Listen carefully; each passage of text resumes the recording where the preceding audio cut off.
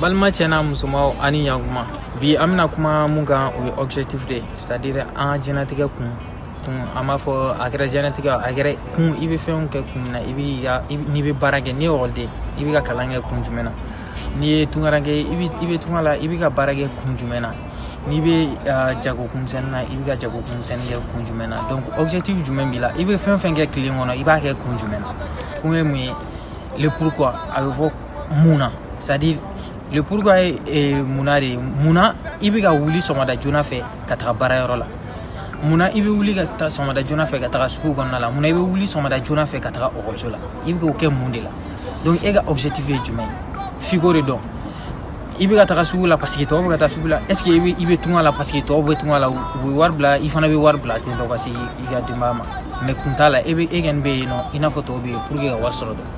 est ce que i bɛ ka taa ɔkɔliso la parce que a fɔra i k'i ka taa ɔkɔli la mais i t'a dɔn kun b'a la i t'a dɔn i bɛ mun kɛ objectif mun b'i la i ka diɲɛnatigɛ kɔnɔna la san 1 kɔfɛ san 2 kɔnɔ i bɛ fɛ ka kɛ mun de e bɛ fɛ ka kɛ jɔn ye i bɛ fɛ i yɛrɛ sɔrɔ yɔrɔ jumɛn i bɛ fɛ ka mun sɔrɔ donc objectif fixé le fin fɔlɔ min c'est-à-dire objectif fixé étape 3 de étape fɔlɔ i k'a dɔn i bɛ fɛ ka kɛ mɔgɔ min est ce que e bɛ fɛ ka kɛ entreprise ɲɛmɔgɔ dɔ de i bɛ fɛ ka entreprise dɔ de dayɛlɛ yɛrɛ ye i kɛra tunkarakɛla i kɛra jagokɛla i kɛra ɔkɔliden est ce que i bɛ fɛ ka entreprise de dayɛlɛ yɛrɛ ye entreprise fasugu jumɛn est ce que samara dilan entreprise ou bien société ou bien organisation e bɛ fɛ ka mun de kɛ i ka diɲɛnatigɛ kɔnɔna la ni san 1 kɔnɔna la i bɛ fɛ ka mun kɛ kalo 1 kɔnɔna la i bɛ fɛ ka mun de kɛ san 2 kɔnɔna la i bɛ fɛ ka mun de kɛ i bɛ fɛ ka kɛ jɔn ye objectif fɛn fɔlɔ a bɛ lié identité de la f'i k'a dɔn i bɛ fɛ ka kɛ mɔgɔ min ye don n'a nataw la fɛn filanan ye jumɛn i bɛ fɛ ka mun de kɛ e bɛ fɛ ka mun de kɛ ou bien i bɛ fɛ ka kɛ mɔgɔ min ye i kan ka mun de kɛ walasa k'o fɛn sɔrɔ i ka kɛ o tigi ye i kan ka mun de kɛ n'a sɔrɔ i bɛ fɛ ka kɛ bɔlɔntana ye i kan ka mun kɛ o ye ka taa ni i ye jeune ye i kan ka don centre la k'i dege bɔlɔntan na ka licence sɔrɔ bɔlɔntan na walasa ka kɛ bɔlɔntana professionnel ye n'i ye tunkaranke ye n'i bɛ fɛ ka entreprise dayɛlɛ i kan ka o entreprise ko ɲɛɲini i kan ka dɔnniya sɔrɔ o entreprise ko kan n'a sɔrɔ i n'a fɔ jagokun de don ou bien samara dilan usine dilan de don i kan ka dɔn samara dilan usine bɛ dilan samara bɛ dilan machine jumɛn na usine bɛ dayɛlɛ cogo di i kan ka papier jumɛnw ɲɛnabɔ pour que o dayɛlɛ donc i kan ka mun de kɛ pour que k'i ka objectif atteindre fɛn sabanan ye mun ye i bɛ mun sɔrɔ donc o bɛ n'a yɛrɛ ma de n'i ye fɛn fila fɔlɔ ninnu dafa n'i i y'a dɔn i bɛ fɛ ka kɛ mun ye i ka fɛn kɛ i kan ka kɛ mun ye i b'o ko kɛ donc i bɛ mun sɔrɔ o bɛ na a yɛrɛ ma o ka nɔgɔn donc obstacle minnu bɛ i ka objectif i ka diɲɛnatigɛ objectif atteindre na o objectif fɔlɔ ye danayabaliya de c'est à dire i ma da i yɛrɛ la k'a fɔ ni objectif mun filɛ nin ye ou bien ne ye nin mun fɔ k'a fɔ ko n bɛ fɛ ka magasin ba dayɛlɛ k'a fɔ ko n bɛ fɛ ka entreprise ba dɔ dayɛlɛ k'a fɔ n bɛ tunga la mais n bɛ fɛ ka kɛ entreprise dɔ ɲɛmɔgɔ ye n'i ma da i yɛrɛ la k'a fɔ k'i bɛ se k'o kɛ donc o ye obstacle dɔ ye parce que i dalen t'i yɛrɛ la a b'i bolo e tɛ se k'a kɛ a b'i bolo faamaw dɔrɔn de kan k'a kɛ ou bien a b'i bolo ɔkɔlidenw minnu kalanna kosɛbɛ minnu ye diplôme baw sɔrɔ olu dɔrɔn de kan k'a kɛ n'i ma diplôme sɔrɔ diplôme t'e bolo e ma taa ɔkɔli la donc e tɛ se k'a kɛ donc o ye obstacle dɔ ye i kan ka mun bɔ i kunkolo la k'a fɔ ko i tɛ se ka objectif fixé parce que i tɛ ɔkɔliden ou bien diplôme t'i bolo ou bien e ye fantan ye e mana faama du kɔnɔ e kan ka fɛn wɛrɛw de kɛ mun to ye donc obstacle filanan ye mun ye mun bɛ mɔgɔ yɛrɛ kunkolo la a bɛ n'a fɔ obstacle tɛ mais e yɛrɛ de bɛ k'a kɛ obstacle i kunkolo la donc o filanan ye jumɛn ye o ye croyance limitée ye mun ye c'est à dire n'a sɔrɔ i kan ka mun kɛ a bɛ e kɔnɔ e tɛ se k'o kɛ cogo si de la e yɛrɛ de tɛ se k'o danayabali hali i dalen don yɛrɛ la o tɛ dɛ tellement que a ma se danaya yɔrɔ ma yɛrɛ tellement que i bolo i tɛ se k'a kɛ a tɛ se k'a kɛ parce que e yɛrɛ bolo i tɛ se k'a kɛ pas du tout a bɛ n'a fɔ sisan n'a fɔra ko ka n'a fɔra k'i bɛ e bɛ fɛ ka kɛ pilote i ma taa ɔkɔli la foyi mais i bɛ fɛ ka kɛ pilote tellement a b'i kunkolo la k'i tɛ se k'a kɛ cogo si de la i t'a ɲɛɲini foyi parce que a b'e kunkolo la k'e tɛ se k'a kɛ donc o ye croyance limitée dɔ ye croyance limitée wɛrɛw bɛ yen nɔ i n'a fɔ ni i bɛ tunga la donc k'a fɔ k'e bɛ entreprise ba dɔ yɛrɛ a la a b'e kɔnɔ nɔ e tɛ se ka o kɛ o ye cogo si de la obstacle sabanan ye jumɛn ye o ye i lamini don ni mɔgɔ fasugu jumɛn mɔgɔ n'i bɛ fɛ ka kɛ mɔnikɛla ye i tɛ tugu donso nɔfɛ donc ibe mo ila mun no mo mi igan wolu jatemine ni objectif mun bila kata mo igila mun mo ga ki krefe mun be sengi deme kata o objectif fu fan fait ko atteindre nyani c'est-à-dire iga sengo olu nyeso na so be fega ke entreprise bati ibe gere mo la mun be sengi deme mun be I conseiller mun be senga idée ou dima mun ba to ibe entreprise ba da dai i all day mais ibe fega barado ke krefe ibe sema business do dai le krefe don ibe gere mo la mun wi encourager iti la mun mo ba o ite se itsinga ni ke kito rola itsinga ni ke ibi la mun mo mun uta finya na ko no itsinga ke ubai irila de ikanga ke tokoti pour que akasinga marché donc obstacle nana e jume oye kasira mo ga réaction ni nego bi ibe fega ke ibe fega ke magasin batigi do bi ibe fega société pas do daele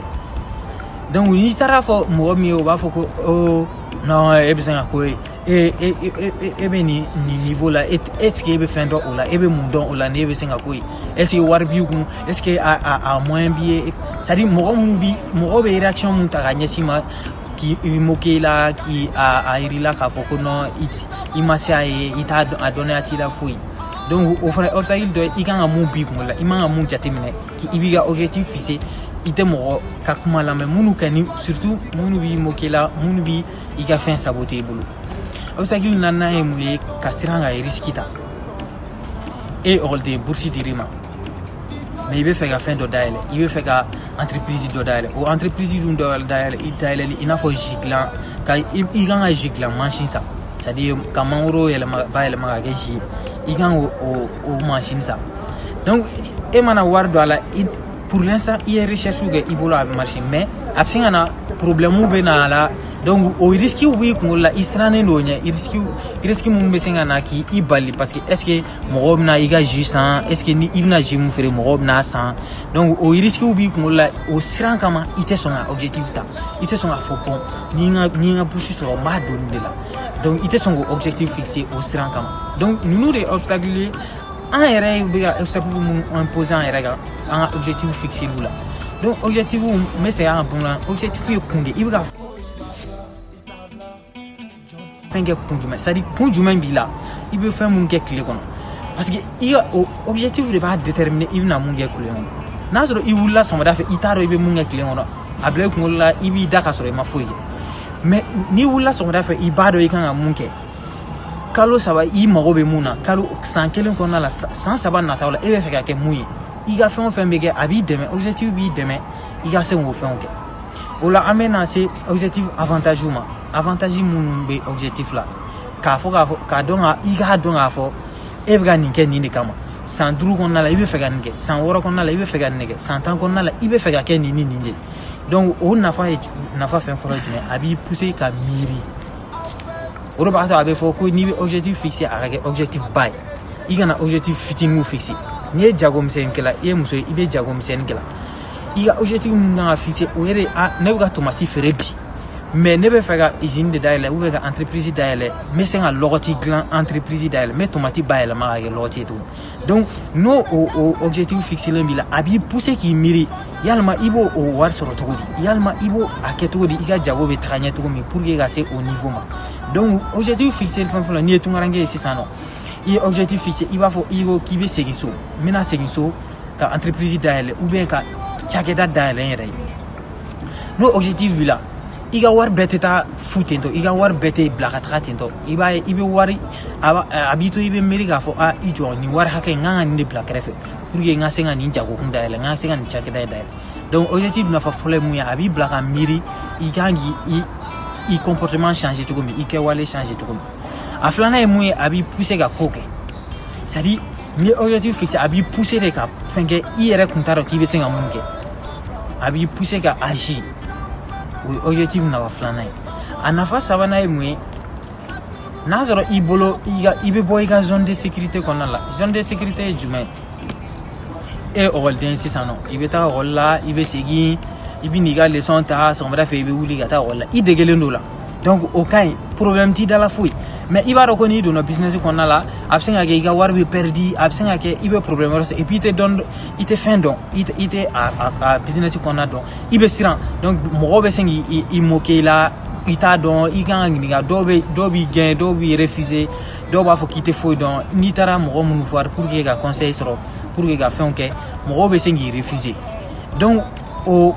mun filɛ nin ye n'i ye objectif fixé yɛrɛ la i tɛ siran o ɲɛ a b'i pousser ka bɔ c'est à dire i ka zone de sécurité kɔnɔna la mun ye k'a fɔ k'i bɛ ekɔli la i bɛ to o kɔnɔna la a b'i pousser ka taga fɛn wɛrɛ la i tɛ mun dɔn ka taga c'est à dire zone wɛrɛ kɔnɔna la i ma deli ka se yɔrɔ min a b'i pousser ka taga yen nɔ i ja bɛ jɔ o ɲɛ tuma dɔ la i bɛ taa sɔrɔ yɛrɛ i yɛrɛ bolo i tun bɛ siran fɛn mun ɲɛ yanni i ka don zone kɔnɔna la i tun bɛ siran mun ɲɛ i bɛ taa sɔrɔ olu yɛrɛ tun ka nɔgɔn ni fɛn bɛɛ mais seulement i m'a tenté donc a b'i pousser k'a tenté